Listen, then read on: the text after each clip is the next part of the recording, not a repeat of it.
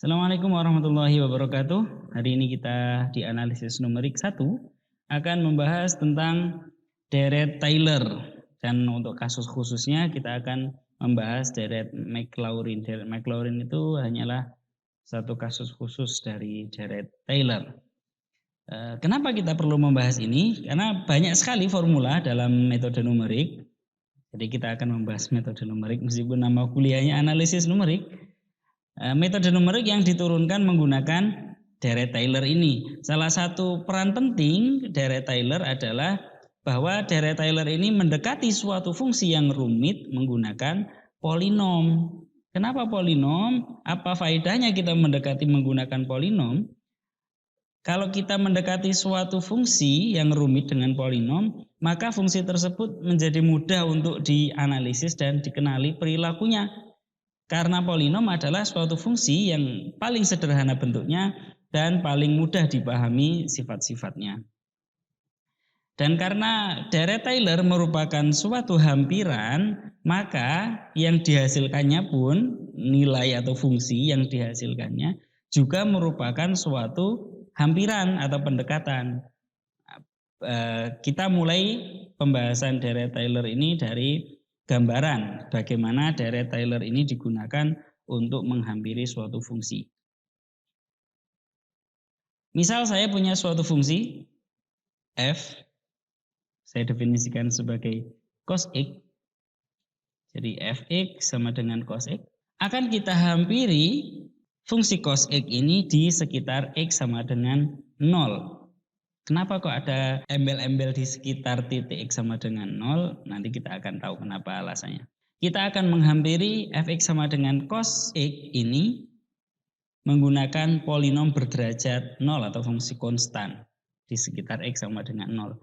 Yang paling mendekati adalah fx sama dengan 1. Di fx sama dengan 1. Kenapa? Karena untuk suatu polinom berderajat 0, kalau saya notasikan dengan P0x begitu ya, berarti kan dia C-nya suatu bilangan real.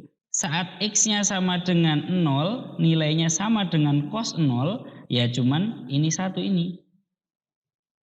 Dia nilainya di F0 adalah 1, dia 1 di semua titik, artinya di 0 sama dengan 1 juga, yang sama dengan cos 0. Jadi untuk polinom berderajat 0 yang paling mendekati cos x di x sama dengan 0 adalah fx sama dengan 1 ini. Bagaimana di titik lainnya? Tentu saja ya berbeda. Di titik yang di sini nilai antara fx dengan cos x berbeda. Ini di sini ada galatnya, ada errornya. Dan di sekitar 0, mungkin sekitarnya enggak terlalu jauh juga. Mungkin di sini gitu ya. Nilai-nilai yang di sini antara yang putih dengan yang kuning ini cukup dekat. Jadi kenapa kok kita sebut tadi yang kuning ini yaitu polinom berorde 0 itu mendekati cos x di sekitar x sama dengan 0. Karena di x sama dengan 0 dia pas nilainya, errornya 0. Di sekitarnya ya hampir mirip lah. Meskipun kalau diteruskan errornya jadi kebangetan gitu ya. Kalau kita dekati dengan polinom berorde 2, saya sebut P2x, yang paling mendekati adalah ini. P2x sama dengan min x kuadrat ditambah 2 dibagi 2. Dari mana ini? Nanti kita akan bahas lebih lanjut. Kalau kita lanjutkan, jadi saya mau mendekati dengan polinom berorde 4. Ternyata lebih dekat lagi. Di sini nilainya pas. Di sini lebih dekat lagi, jauh lebih dekat daripada di yang sebelumnya tadi. Saat x sama dengan 1 ini terlalu jauh. Waktu di sini ya adalah errornya. Di sini untuk digambarnya tidak terlihat. Meskipun kalau kita zoom nanti akan terlihat.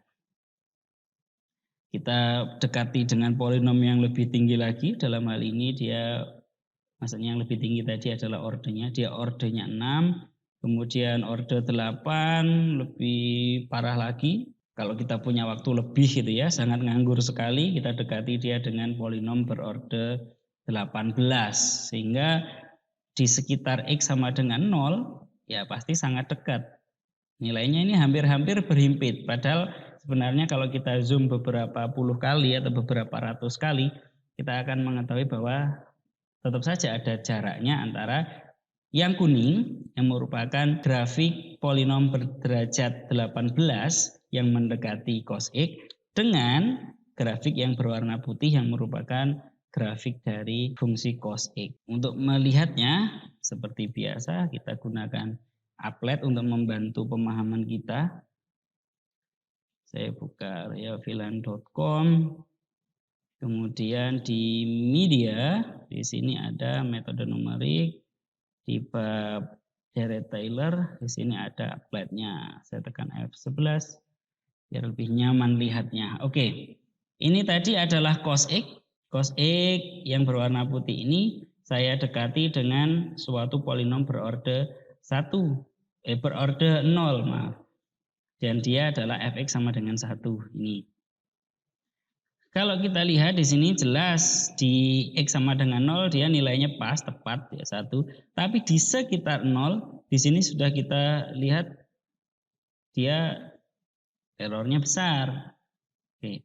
Kalau kita dekati dengan orde yang lebih tinggi lagi, ini seperti tadi yang ditampilkan di PowerPoint. Bentuknya adalah ini. Maka sama di X sama dengan 0 dia nilainya tepat, di X sama dengan di sekitar 0 dia sekarang sudah semakin dekat. Meskipun kalau kita zoom lagi akan kita peroleh, akan kita lihat ternyata dia memang tetap saja ada jaraknya. Artinya ini kalau ini saya sebut fx, f setengah itu cuma dekat saja dengan cos setengah, tidak sama dengan. Jadi tetap ada galatnya, tetap ada errornya. Oke. Kalau kita dekati dengan polinom yang lebih tinggi lagi, misalkan seperti tadi 18 gitu ya, kita akan peroleh seperti ini. Di sekitar X sama dengan 0, dia sudah sangat mepet. Nah, kita coba zoom di sekitar sini.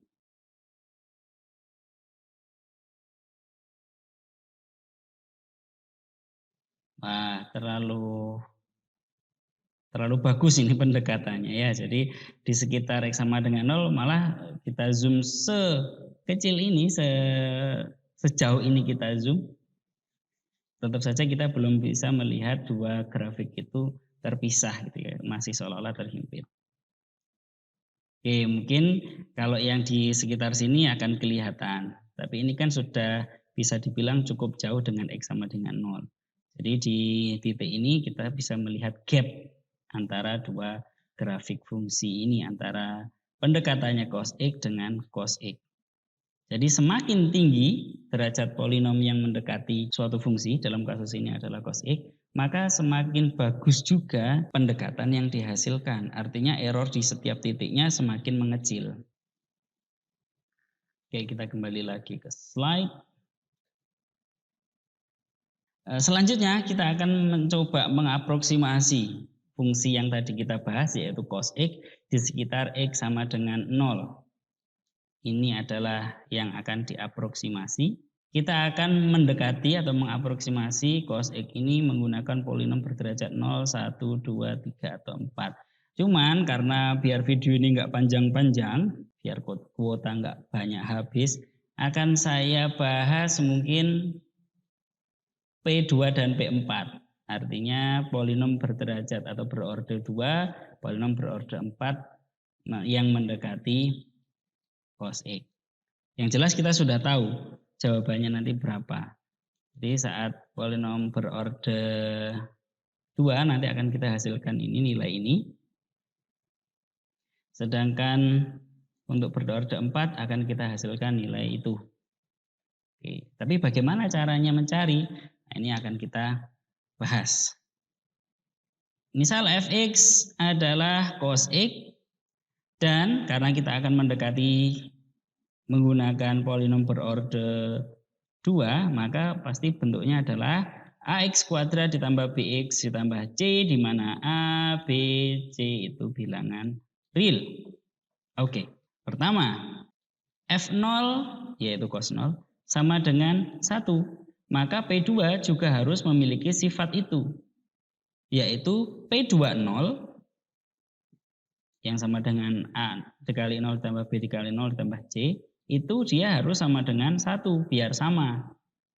Sehingga kita peroleh, karena ini tadi harus sama dengan 1, maka kita peroleh 1 sama dengan C, atau kita tuliskan C sama dengan 1. Dengan demikian kita peroleh P2X ini pasti bentuknya adalah AX kuadrat ditambah BX ditambah 1. Langkah selanjutnya, perhatikan bahwa turunan dari cos X adalah min sin X. Turunan dari P2X adalah, turunan pertamanya adalah 2AX ditambah B. Dan di X sama dengan 0, nilai turunan dari cos X adalah min sin 0 sama dengan 0. Artinya P aksen 2, 0, harusnya juga sama dengan 0. Kalau kita masukkan X-nya sama dengan 0, maka ya ini habis, tinggal B saja, sehingga kita tulis di sini. Sehingga kita peroleh, maka B-nya pasti sama dengan 0. Karena ini tadi sama dengan 0. Turunan pertamanya sama dengan 0. Oke. Sehingga kita peroleh P2X-nya adalah AX kuadrat ditambah 0X ditambah 1. Langkah selanjutnya, min sin X kita turunkan lagi. Artinya Fx kita tentukan turunan keduanya, yang dalam hal ini adalah min cos X. Turunan kedua dari P2X adalah ya P2 aksen, P2 prime kita turunkan lagi menjadi 2A. Langkah selanjutnya kita eksekusi, dinilai X sama dengan 0. Di sini F double prime 0 itu adalah min cos 0 sama dengan min 1. Sehingga P2 double prime, double aksen harus juga demikian. Dia harus sama dengan min 1. Kalau P2 double prime 0 itu sama dengan min 1, padahal dia sama dengan 2A, artinya 2A harus sama dengan min 1. Ini sama aja kita bilang A adalah min setengah. Sehingga kita sekarang sudah memperoleh aproksimasi cos X di sekitar X sama dengan 0 menggunakan polinom berderajat atau berorde 2 kuadratik, yaitu si P2 ini. Yang kalau kita sederhanakan 0X-nya kita buang saja, akan kita peroleh ini. Atau bisa kita tuliskan menjadi min X kuadrat ditambah 2 dibagi 2. Biar sama seperti yang di applet ini tadi. Sebenarnya kita perolehnya di sini aja. Oke, itu untuk aproksimasi menggunakan polinom kuadratik. Sehingga kita peroleh gambarnya adalah ini. Saya hapus dulu. Gambarnya adalah ini, sama persis seperti yang ada di applet tadi. Kalau tadi berderajat 0 itu hanya segini saja, sekarang berderajat 2, dia di sekitar 0 ini sudah lumayan dekat lah nilainya di sini. Kalau kita lihat dari agak jauh begini sudah kayak nempel berimpit, artinya errornya sedikit. Oke, yang kedua, kita akan mencoba mendekati fungsi yang sama, yaitu si cos X tadi, menggunakan polinom berorde 4. Polinom berorde 4 itu bentuknya AX pangkat 4 ditambah BX pangkat 3 ditambah CX kuadrat ditambah DX ditambah E, di mana ABCDE adalah bilangan real. Oke. Langkahnya sama, cuman mungkin banyaknya berbeda. Kita eksekusi di X sama dengan 0. Kita tidak melakukan penurunan sama sekali di fungsi baik aproksimasinya maupun fungsi aslinya, yaitu si cos X. Kita nggak akan turunkan. Langsung kita substitusikan nilai X sama dengan 0 di situ. X sama dengan 0 artinya F0 yaitu cos 0. Cos 0 sama dengan 1. P40 harus sama dengan 1 juga. Ini harus sama dengan 1 juga. Karena ini 1 sama dengan E, maka kita peroleh E sama dengan 1 kalau kita tulis seperti ini. Sehingga ini E kita ganti dengan 1. Langkah yang kedua, kita turunkan F aksen X adalah min sin X. Kita turunkan ini menjadi 4AX pangkat 3 ditambah 3BX kuadrat ditambah 2CX ditambah D. Ini turunannya jadi 0. Selanjutnya kita eksekusi dinilai, kita substitusikan nilai X sama dengan 0 ke fungsi baru yang kita hasilkan. Yang dalam hal ini adalah turunan dari masing-masing fungsi. F0, F aksen 0 adalah min sin 0, yaitu 0. P4 prime 0 adalah D. Kenapa? Karena ini X-nya nilainya 0 semuanya. Jadi tinggal D saja. Nilainya harus sama dengan 0. Karena F aksen 0 sama dengan 0. Sehingga kita peroleh nilai D sama dengan 0. Dan kita perbaiki P4X kita ini menjadi ini. Jadi D-nya sama dengan 0. Kita tulis saja dulu. Nanti saja kalau perlu disimplify, kalau perlu disederhanakan, kita sederhanakan. Langkah yang kedua, kita turunkan lagi F aksen X menjadi F double aksen double prime yang dalam hal ini adalah min cos X. Sedangkan di sisi kanan turunannya adalah 3 dikali 4AX kuadrat. Kenapa tidak langsung 12? Saya melakukan ini untuk suatu alasan yang penting. Ya enggak apa-apa kita tulis begini saja. 3 dikali 4AX kuadrat ditambah 2 dikali 3BX ditambah 1 dikali 2 CD diturunkan terhadap X sama dengan 0. Jadi enggak usah saya tulis di akhirnya. Terus langkah selanjutnya kita eksekusi di X sama dengan 0. Begitu juga di yang kanan. Di X sama dengan 0, ini jadi 0, sehingga menyisakan 2C atau 1 dikali 2C. 2C ini harus sama dengan min 1. Sehingga C sama dengan min setengah. Kita perbaiki nilai C kita. Jadi nilai C ini, nilai C yang di sini akan kita perbaiki menjadi min setengah X kuadrat. Sebelum saya lanjutkan, perhatikan bahwa kalau kita pikir-pikir, ini kan sudah kita kerjakan tadi, yaitu P2X yang menyatakan fungsi kuadratik polinom berorder 2 yang mengaproksimasi cos X di sekitar X sama dengan 0. Artinya nanti akan terjadi begini terus secara umum. Untuk menentukan Pn X yang menyatakan polinom berorder n yang mengaproksimasi fx di sekitar x sama dengan 0 gitu ya.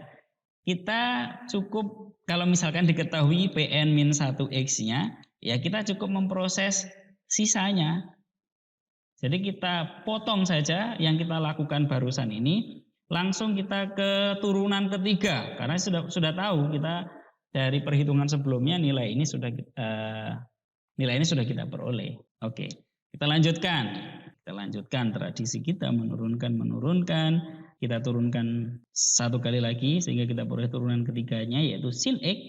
Kita turunkan yang kanan diperoleh 2 dikali 3 dikali 4 AX sengaja. 2 saya taruh di sini ya. 2 saya taruh di sini, enggak langsung saya katakan 24 tapi 234 AX ditambah 123B.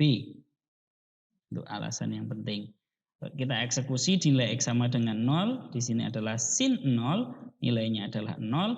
Artinya yang sebelah kanan pun juga saat X sama dengan 0 nilainya harus sama dengan 0 juga. Jadi ini sama dengan 0. Artinya 1 dikali 2 dikali 3 dikali B itu sama dengan 0. Artinya B sama dengan 0. Sehingga kita perbaiki P4X kita ini, B-nya sudah ketemu yaitu 0.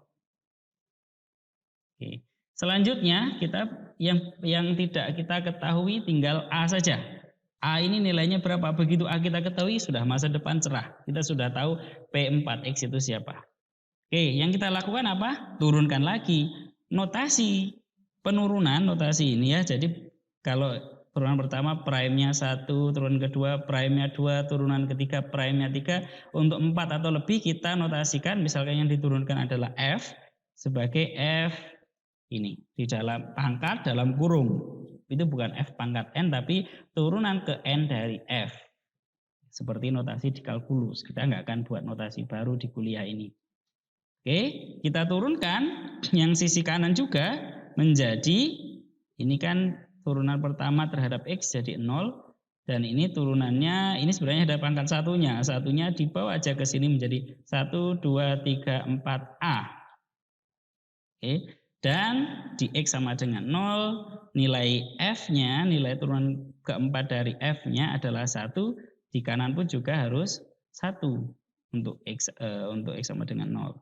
Di sini ya. Sehingga kita peroleh A adalah 1/4 faktorial. Oke, sehingga kita peroleh ini. Kalau kita simplify, kalau kita sederhanakan, kita akan peroleh P4X itu adalah ini. Dan sebenarnya yang ini tadi kalau kita mengikuti aturan X pangkat N, N-nya saya taruh sini nggak langsung saya eksekusi, nanti jadi -1, saya taruh lagi sini, saya taruh lagi sini, nanti akan ketahuan bahwa ini sebenarnya bukan 1/2 saja, tapi 1/2 dikali 1, yang kalau kita tulis 1/2 faktorial. Oke, nanti kita akan bahas lebih dalam tentang ini. Dan kalau kita tunjukkan grafiknya adalah seperti ini, yang lebih dekat lagi daripada yang berderajat 2 tadi. Nah, ini adalah definisi formal dari Deret-Taylor yang sebelumnya tadi secara intuitif saja, biar nanti enggak hanya hafalan, tetapi biar tahu kira-kira prosesnya bagaimana.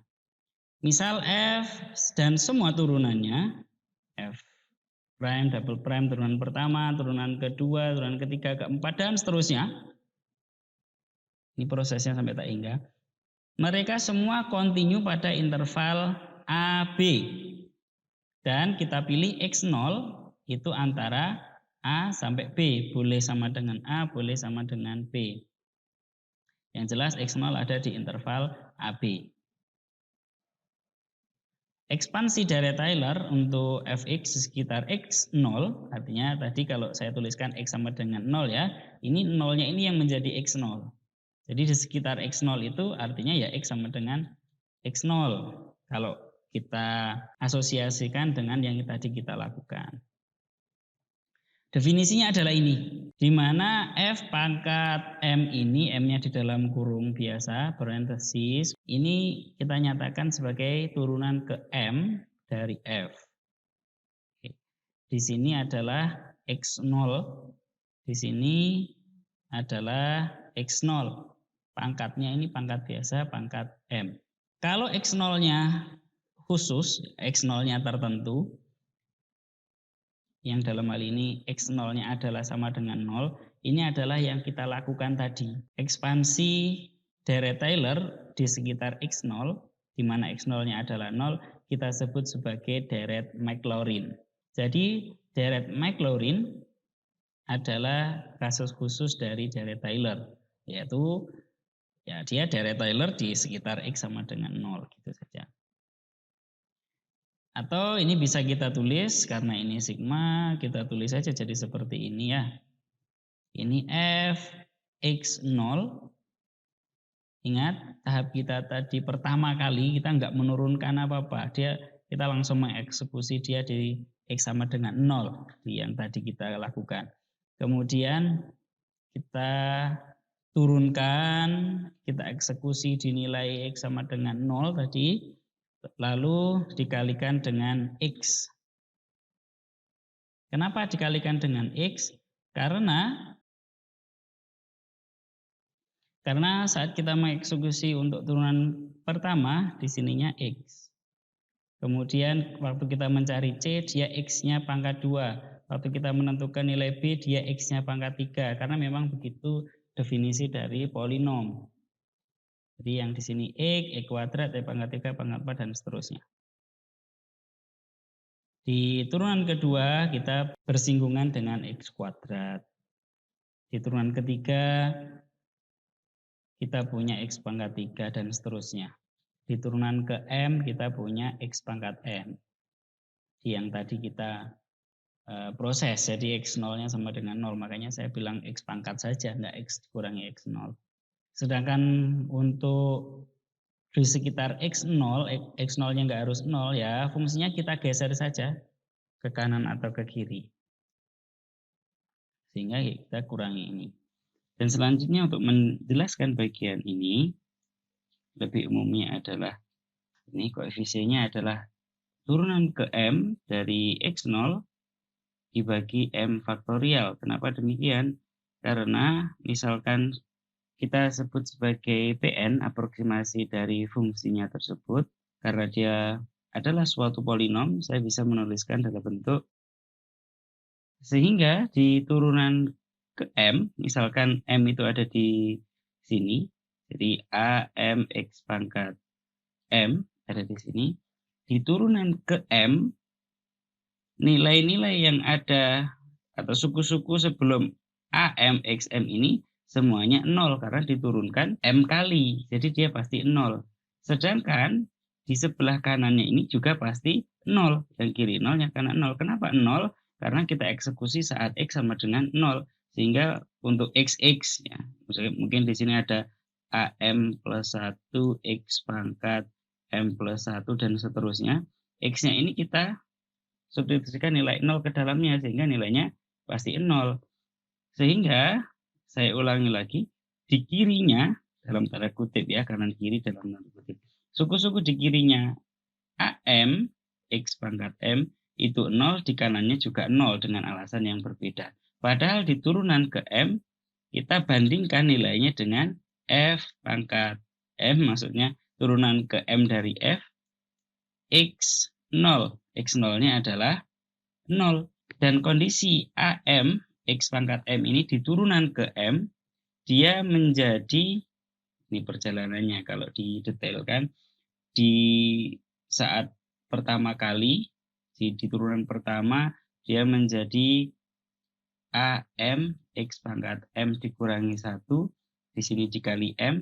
Waktu diturunkan lagi, di turunan kedua, dia menjadi M dikurangi 1 dikali M, AM X pangkat M min 2, dan seterusnya sampai turunan ke M.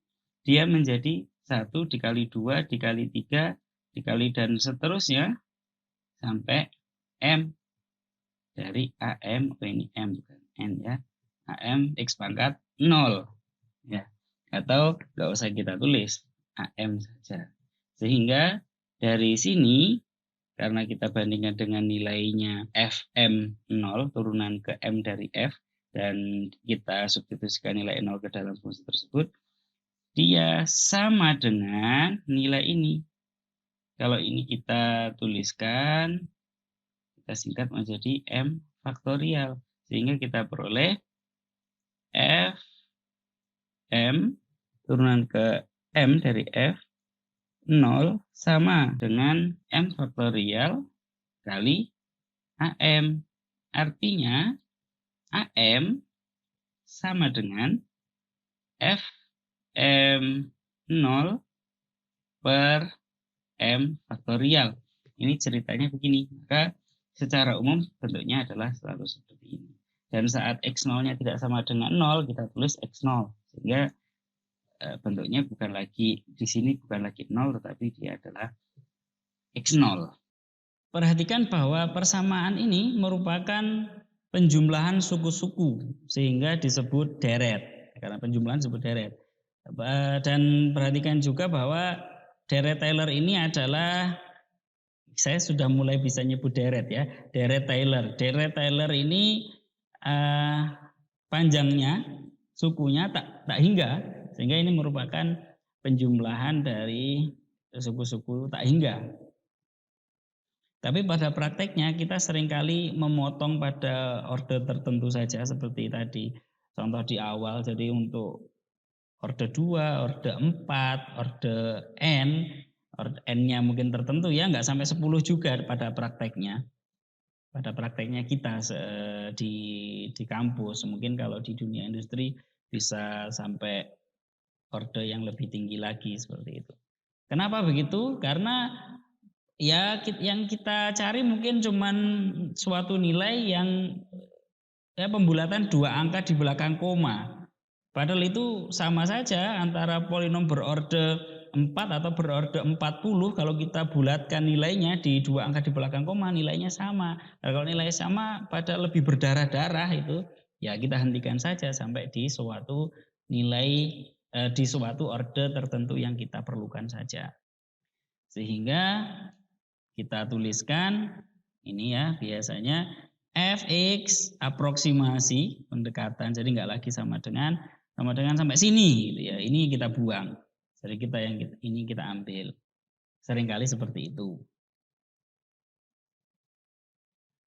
Contoh, hampiri fungsi fx sama dengan sin x menggunakan deret Taylor di sekitar x0 sama dengan 1. Kita turunkan dulu ya, kita cari turunannya. Kalau kita ketahui fx sama dengan sin x, maka kita tahu f aksen x sama dengan cos x. Turunan keduanya min sin x, turunan ketiganya min cos x, turunan keempatnya sin x lagi, turunan kelima dan seterusnya balik lagi ke atas ini. Langkah selanjutnya adalah menuliskan, saya tulis di mana ya, di sini aja. Sin x itu sama dengan sigma penjumlahan dari m sampai dengan 0 sampai tak hingga dari sin turunan ke m dari sin x nilainya 1 dibagi m faktorial dikali x kurangi 1 pangkat m. Kalau kita tuliskan di sini, kita jabarkan, jadinya adalah sin 1 ditambah cos 1 per 1 faktorial x dikurangi 1 ditambah min sin 1 per 2 faktorial dikali x dikurangi 1 dikuadratkan, atau nanti untuk yang seperti ini kita tulis langsung saja menjadi min ya. Dikurangi cos 1 per 3 faktorial x min 1 pangkat 3 ditambah seterusnya. Karena ini tak hingga. Jadi seterusnya diproses seperti itu. Makanya di sini kita boleh ngomong sama dengan, karena di sininya enggak kita potong. Yang ini sama dengan kira-kira kalau saya bulatkan 4 angka di belakang koma, ini ya nggak usah saya baca satu-satu. Selesai.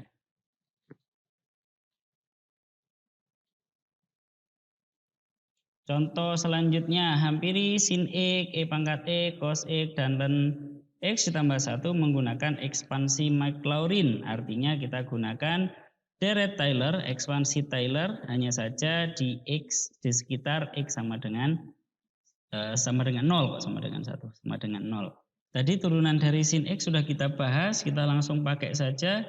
Kita tuliskan sin x itu sama dengan sin 0 ini di sekitar 0 ditambah cos 0 per 1 faktorial dikali x min 0 dan seterusnya. Dan karena kita tahu sin 0 itu sama dengan 0, jadi di sini ada 0, di sininya ada 0, di suku-suku yang ganjil itu pasti nilainya 0 karena dia memuat sin 0, sehingga bisa kita tulis di sini x dikurangi x pangkat 3 per 3 faktorial ditambah x pangkat 5 per 5 faktorial dan seterusnya. Oh, ini tandanya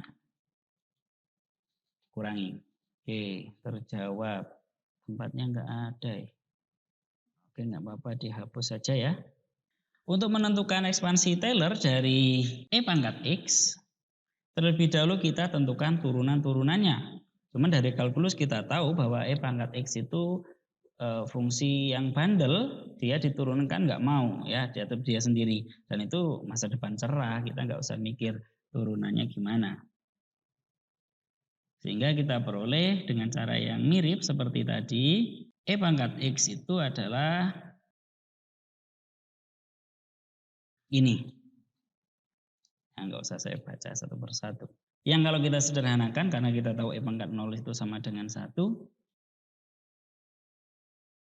sama dengan ini. Nah, ini mumpung kepikiran. Turunan dari E pangkat X adalah E pangkat X. Nah, coba kita turunkan ekspansinya. Si ini, kalau kita turunkan terhadap X akan jadi siapa? Ini mumpung ingat. Yang sin X tadi nggak ingat, nanti kita bahas lagi aja. Kita kembali lagi bahas yang itu. Kalau kita turunkan terhadap X, saya kasih warna yang berbeda mungkin, warna putih. Ini jadi 0 ditambah 1 ditambah 2x per 2 dan 1 ditambah 3x kuadrat per 3 faktorial. Saya tulis ini 2 faktorial tetap saja untuk suatu alasan penting. Ditambah 4. Ini nanti 4. 4x pangkat 3 per 4 faktorial ditambah dan seterusnya. Banyakkan titiknya. Sehingga kita peroleh 1 ditambah x, karena ini sebenarnya adalah 2 faktorial. N faktorial adalah N dikali N min 1 faktorial. Jadi karena ini sudah sama gini ya, tinggal kita jadikan dia N min 1 faktorial. Menjadi x kuadrat per 2 faktorial ditambah x pangkat 3 per 3 faktorial dan seterusnya. Yang sama dengan ini. Wah, ternyata turunannya E pangkat X terhadap X adalah E pangkat X tetap. Dan turunan dari ekspansinya juga tetap. Amazing. Enggak juga. Harusnya memang begitu karena memang fungsi mendekati suatu fungsi yang lain, dia minimal propertinya, sifat-sifatnya ya harus samalah, harus mirip. Selanjutnya cos X. Cos X tadi sudah kita bahas, jadi langsung saja kita tulis cos X itu sama dengan 1 dikurangi X kuadrat. Ini dengan cara yang tadi sudah kita lakukan. Saya tulis lagi sin X tadi yang sudah kita kerjakan dan saya hapus gara-gara nggak ada tempat tadi, adalah ini.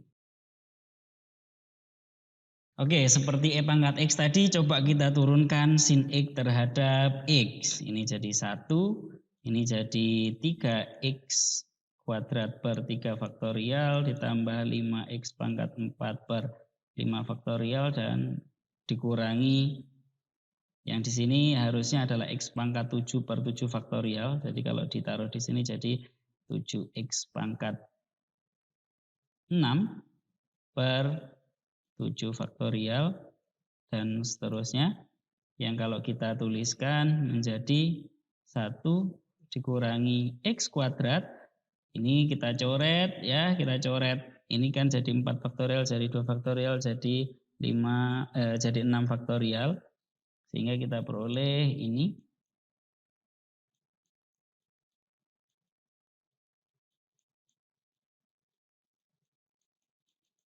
Yang sama dengan si ekspansi Taylor dari cos X tadi. Ternyata ya memang seperti itu.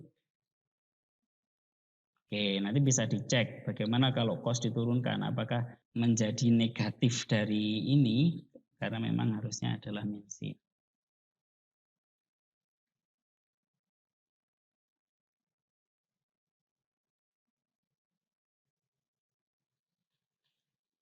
Oke, selanjutnya adalah ln X plus 1. Ini tempatnya nggak ada, hapus saja. Terlebih dahulu yang harus kita lakukan adalah menurunkan ln X plus 1 beberapa kali. Kita tahu bahwa ln X plus 1 kalau diturunkan menjadi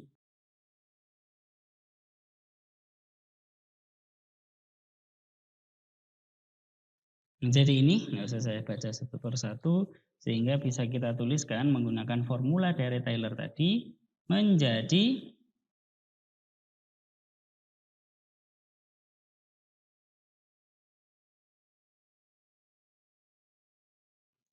menjadi ini.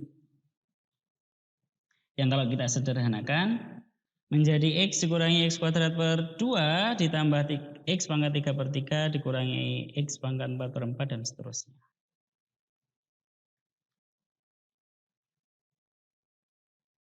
Oke, sekarang kita ke contoh yang menarik ini ya, kemarin kepikiran ini. Tentukan ekspansi Taylor dari suatu polinom. Kalau tadi suatu fungsi nonlinier yang bukan polinom didekati dengan ekspansi Taylor dia menjadi polinom. Bagaimana fungsi polinom didekati menggunakan deret Taylor? Apakah dia akan menjadi tidak polinom? Ya, itu melanggar kaidahnya ekspansi Taylor kalau dia sampai jadi tidak polinom. Saya tunjukkan dulu bagaimana dia bekerja, gitu ya. Misalkan saya punya X kuadrat dikurangi 3X ditambah 1 misalkan. Oke, ternyata ekspansi Taylor-nya untuk yang berderajat 2 adalah ya dirinya sendiri. Kalau berderajat 3 ya dirinya sendiri. Berderajat 4 ya dirinya sendiri dan seterusnya. Sebenarnya ini ada panjangnya di sini ada panjangnya cuma 0. Jadi tidak bisa tidak usah dituliskan. Jadi sampai derajat lebih dari 2 dia akan tetap dirinya sendiri. Kalau derajatnya kurang dari dia, kurang dari derajatnya si polinom ini, dalam hal ini berderajat 2, kalau kita cari berderajat 1, dia berbeda. Dalam kasus ini adalah min 3x ditambah 1, yang ini merupakan pendekatan, ini pendekatan. Di titik yang berbeda, dia nilainya berbeda. Oke, kalau lebih dari 2, dia nilainya sama, harusnya sama. Kalaupun ketemu yang berbeda tadi ya, ini kalau disederhanakan sebenarnya sama. Atau ini ada error dari ya errornya floating point-nya komputer, seperti itu. Dilihatnya di X sama dengan 0 biar nggak kelihatan errornya. Oke. Kalau saya misalkan X pangkat 6 dikurangi X pangkat 2, ditambah ini saya ngawur aja ya, kurangi 1, enter. Oke, hasilnya adalah seperti ini. Ini polinom berderajat 6, tapi saya dekati dengan polinom berderajat 2. Hasilnya adalah seperti ini. Pastinya di sekitar sini dia nilainya sangat dekat, meskipun ada errornya di suatu zoom tertentu. Nah, ini sudah mulai kelihatan. Untuk polinom lebih tinggi lagi, berderajat 3, dia sama seperti itu, 4, 5, berderajat 5 pun juga seperti itu. Dia bentuknya tetap kuadratik, artinya ya memang yang terbaik adalah ini. Berorder 5 tapi kok kuadratik, dia enggak hasilnya meskipun sukunya kita teruskan sampai suku ke-5, dia nilai koefisiennya adalah 0. Kalau kita 6, dia sudah sama persis, ya sudah sama persis seperti yang kita tanyakan. Atau lebih derajat lebih pun juga akan sama persis. Oke, apakah itu berlaku untuk semuanya? Berharap demikian, ya berharap demikian. Ini kita ubah menjadi pembuktian. Buktikan bahwa ekspansi Taylor dari sebarang polinom fx adalah ya si fx sendiri. Tidak hanya dia juga polinom, tetapi ya dia dirinya sendiri. Kalau contoh sebelumnya dia ekspansi Taylor dari suatu polinom adalah polinom. Nah, ini lebih strict lagi. Polinomnya adalah dirinya sendiri. Untuk menunjukkan buktinya ini secara umum, secara manual, secara from scratch gitu tidak gampang. Kita untuk mudahnya kita menggunakan suatu teorema yang memang sudah diteliti. Ada suatu teorema yang dihasilkan terkait ekspansi Taylor ini. Teoremanya mengatakan misal fx adalah suatu fungsi yang memiliki turunan ke n untuk setiap bilangan asli n, maka kita peroleh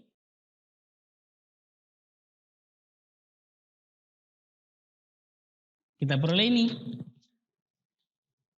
di mana ini menyatakan ekspansi Taylor dengan orde n atau suku n di sekitar X sama dengan X0 dari F.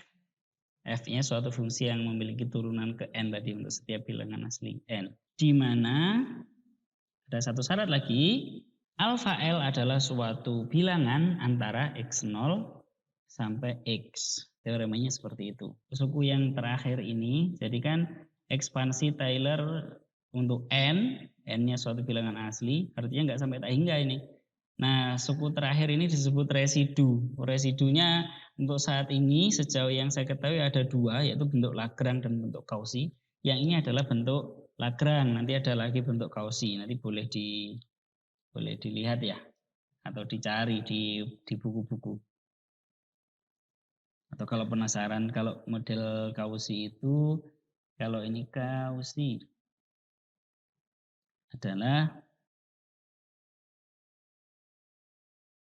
adalah ini, di mana alfa C, C-nya itu karena Cauchy tadi saya bilang gitu, alfa L itu L-nya Lagrange, maksudnya begitu. Lagrange, Legendre, enggak tahu lah. Mohon maaf kalau tajwidnya salah, saya menyebutnya Lagrange gitu aja biar paham. Dan syaratnya sama, si ininya, alfa C-nya harus antara X0 sampai X. Dan dari sini misal fx itu adalah suatu polinom, karena ceritanya fx tadi adalah polinom. Ya, polinom. Fx suatu polinom berorde n. Karena berorde n saya tulis saja sebagai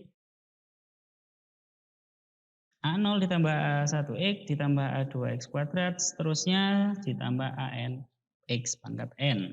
Maka dari ini, dari yang sudah kita tulis ini, dari sini kita peroleh dia adalah ini. Dalam hal ini saya menggunakan residunya Lagrange, menggunakan residunya Cauchy ya enggak apa-apa, nanti akan diperoleh hasil yang sama. Dalam kasus pembuktian ini saya menggunakan residunya Lagrange. Sehingga di turunan ke N plus 1, di turunan ke N plus 1, nilai ini adalah 0. Karena di turunan ke N plus 1, fx itu harusnya sama dengan 0 karena fx tadi adalah polinom berderajat n ini ya. Maka ya ini harus sama dengan 0 di turunan ke n. Sehingga kita peroleh dia sama dengan fx. Di turunan ke n plus 1 maksud saya, bukan di turunan ke n. Sehingga ya dia sama dengan si fx. Ekspansi Taylor dari si fx tadi adalah ya si fx sendiri.